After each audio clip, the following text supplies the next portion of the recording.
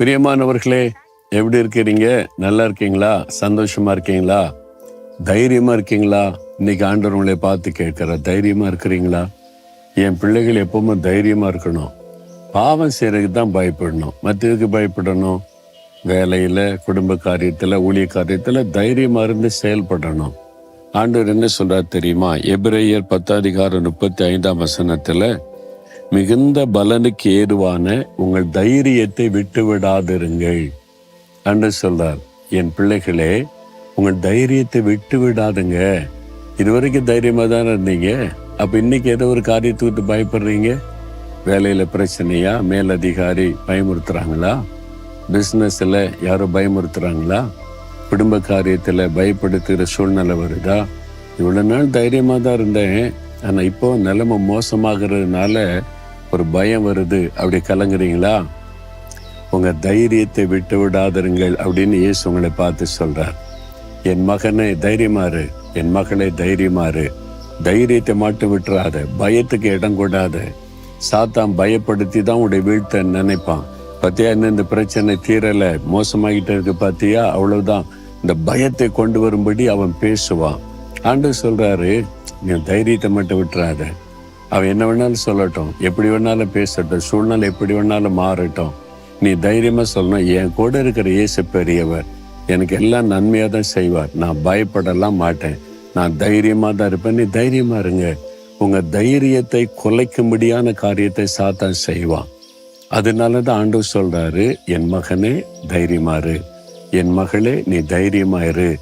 எது நினைச்சு நீ பயப்படுறியோ அது ஒன்னு சேரப்படுத்தாது. நீ பயப்படுற மாதிரி ஒன்னு நடக்காது. உன் தைரியத்தை மாத்திர விட்டு விடாதே அப்படின்னு ஆண்டவர் சொல்றார். அப்ப அதனுடைய பலனை நீ பார்க்க முடியும். பாருங்க, கோலியாத்தை கண்டு எல்லாரும் பயந்தாங்க. பெரிய ராட்சதன், அவ்வளவுதான், நம்ம ஒண்ணு செய்ய முடியாதுன்னு. தாவீது தைரியமா போய் முன்னால் நிற்கிறார், பயப்படவே இல்லை. அவர் சின்ன பையன் தான் தாவீது, ஆனா தைரியமா போய் நிற்கிறார், தைரியமா நின்று பேசுகிறார். எப்படி அவனுக்கு இந்த தைரியம்? ராட்சதமா இருக்க சின்ன பொடியன் வந்து பேசுறான்னு நினைக்கிறார். ஆனா தாவீதுக்குள்ள எப்படி தைரியம் வந்துச்சு? கர்த்தர் கொடுத்த அபிஷேகம், ஆண்டவருடைய வல்லமை கொடுத்த தைரியம். என் வாழ்க்கையில கூட எத்தனையோ பிரச்சனை, நெருக்கம், மோகன்லாசம் முடிஞ்சாரு, அவ்வளவுதான் பேசினாங்க. எத்தனையோ பொய்யான குற்றச்சாட்டுகள், வழக்குகள், நெருக்கங்கள் எல்லாம் வந்துச்சு. அந்த ஆண்டவர் அந்த சமயத்துல என்ன சொன்ன, தைரியமாறு, பயப்படாத. அப்போ நம்ம தைரியத்தை குலைக்கும்படியான காரியத்தை சாத்தான் செய்வான். சில சமயம் அப்படியே ஒரு கலக்கம் வரத்தான் செய்யும். நானும் மனிதன் தானே, அதனால சூழ்நிலை பார்த்து ஒரு பயம், கலக்கம் வரும். ஆண்டவர் சொல்லுவார், தைரியமாறு, தைரியத்தை விட்டுறாத, பயப்படாத. பிசாசு பயமுறுத்தி பார்க்கறான், சூழ்நிலைகள் மாறிடும் சொல்லுவார். அதே மாதிரி எல்லாத்தையும் கர்த்தர் மாத்திடுவார். அப்போ தாவீதுக்குள்ள அந்த தைரியம் இருக்க காரணம், என் கூட இருக்கிற கர்த்தர் பெரியவர், அவரே அபிஷேகம் பண்ணி இருக்கிறார். கோலியாத்து என்ன ஒண்ணும் பண்ண முடியாது. அந்த தைரியம் உங்களுக்குள்ள, அந்த தைரியம், என் கூட இயேசு இருக்கிறார். என்ன தைரியத்தில் இப்படி இருக்கன்னு சொல்லுவாங்கல்ல, இயேசு இருக்கிறார்ல, அந்த தைரியம் தான். அவர் மரித்து உயிரோடு எழுந்தார்ல, எனக்காக எல்லாத்தையும் செய்வார்ல, அந்த தைரியம் தான். அப்படி சொல்லுங்க. சில மனுஷருக்கு என்னடா தைரியம் உனக்கு, என்ன தைரியத்தில் இப்படி இருக்கன்னு சொல்லுவாங்கல்ல, நீங்க சொல்லுங்க, இயேசு குறித்த தைரியம் தான், என் கூட இருக்கிறார்ல. இன்றைக்கு நீங்க பயப்படுற காரியத்தில் அற்புதம் நடந்துரும். ஆண்டவர் உங்களை தைரியப்படுத்துகிறார்.